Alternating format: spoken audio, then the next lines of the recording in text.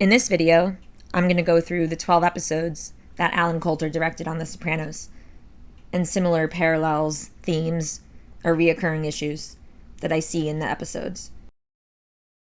Applying here. Already you're leaving? Your sister's here. Think education is? You just make more money? I'm going to be going to college soon. I can take care of myself. All in all, though, I'd say it was a pretty good visit. It's just this transition. I made you some bread. Anything will ever happen to you. Is that on the table, Daddy's Navy picture? I wish my dad had been like that.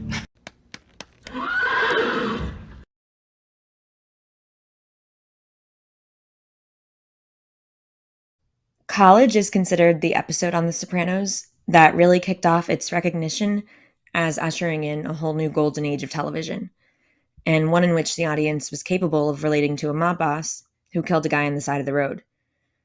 Not only was his behavior tolerated, but embraced. That was the Tony Soprano that we came to know and love. Good morning, Rat.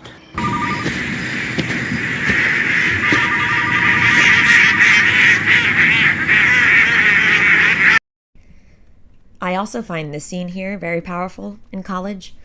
Carmela hears someone at the door. She runs and hears that it's Father Phil.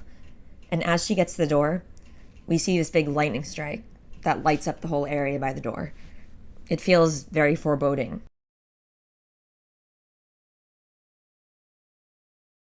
And there is a church with a bell.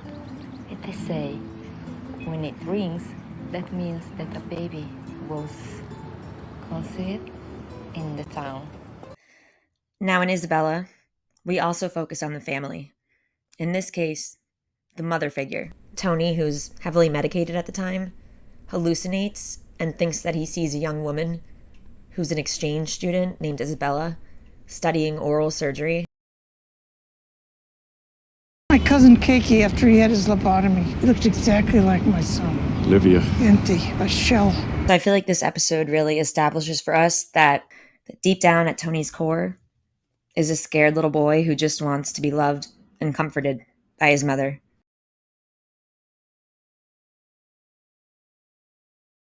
This is the episode that we meet Janice, called Parvati at that time. So here's another family figure, and one who plays a huge role for the rest of the series.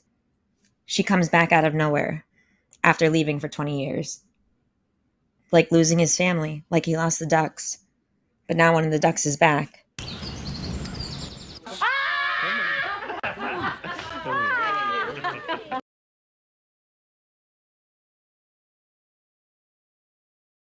In D-Girl, there's an emphasis on both families. The one at home, particularly AJ, and the one in La Cosa Nostra, particularly Christopher. At the end of D-Girl, I'd say Christopher is on the precipice of an enormous crossroad. It's really a make-or-break moment for him. You've got 10 minutes. Decide what you want to do with your life. Are you in or out? You've got to choose.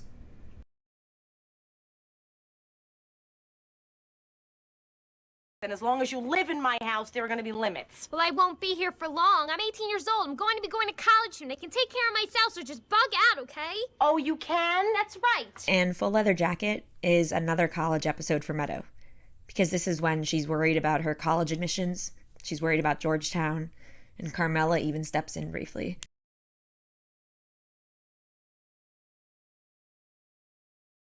People coming and going, coming and going. Just like how in Guy walks into a psychiatrist's office, Janice arrived. In the knight in white satin armor, Janice makes her departure. Of course, we know that she comes back for the next season after Nancy Marchand dies. But it's another example of the coming and going of the family, the ducks, flying away, coming back. It's a cycle of life. Sometimes you're arriving, sometimes you're departing.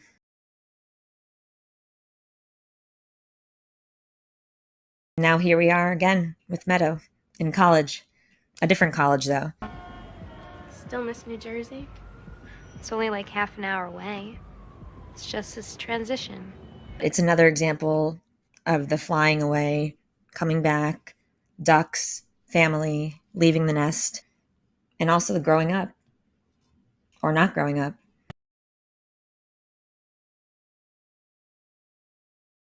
I just wanted to say thanks. I know. But I already got a family. I know they give me gifts. It almost feels like an understatement to say that University is a powerful episode.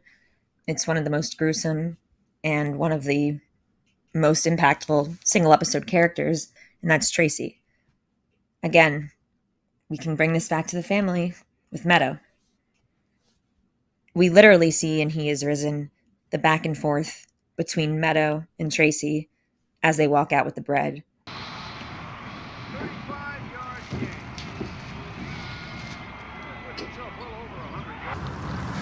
Get a sheet, Chrissy. Cover that up. And here, we kind of get set up for that, with the back and forth transitions from one world to the next. And it's really an example of how little differences or things that we might perceive as little differences can make a world of a difference.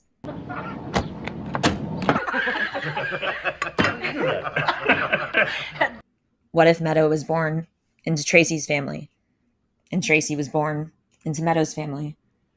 What would be different for them? I already mentioned He Is Risen in my last comments about University, but anyway, this is a continuation of that episode, I feel. It's a continuation of this struggle for Tony to grapple with and come to terms with the loss of Tracy, who he knows could very well have been Meadow if it were another life. And I think that's why it's so impactful to him and why he's so bothered by it.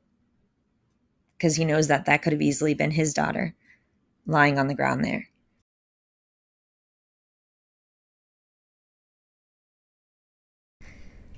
What I find interesting here is at the beginning of this episode, we see Danielle, FBI agent Deborah Chicharron, with her baby. And then we transition right to Tony walking out into the backyard, and we see that he's looking for the ducks. He hears something in the bushes that ends up just being a squirrel. But for a second, he thought it might be the ducks coming back. The little babies. Just like we saw the baby in the previous scene. And then at the end of the episode, we see another baby. Christopher, his baby picture. And he asks his mom if she misses Dickie, his father. And then she replies, mean when he was in jail or when he was dead?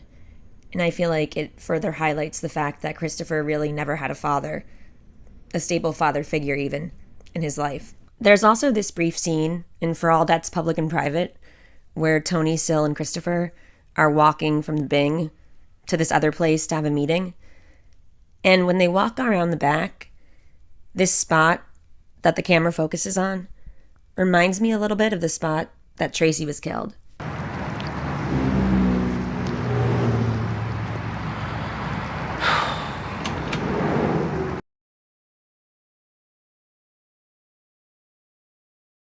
Regular around the margins, Tony encounters another daughter figure. This time it's Adriana, and this time it's a really close encounter, which he does mention to Dr. Melfi, that he thinks Adriana might be attracted to him because of her absentee father who ran off. Tad, Hey, what are you doing here? I got an office here.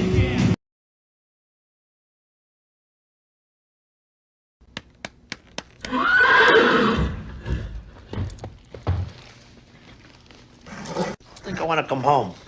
There are some non-negotiable conditions. Like what? You can't have your horse in here. Finally, the test stream. We see horses, we hear horses, and we've got a lot of horses. Horses, not whores. Though, I think they might be used interchangeably in The Sopranos. In any case, just like we see horses in Tony's test stream, we saw horses all the way back in season 1. Remember Isabella? Anche la vita avanti lentamente, non con velocità. Which of these episodes is your favorite? Do you have a favorite? Thanks for watching. I hope you enjoyed this latest video. What'd you think?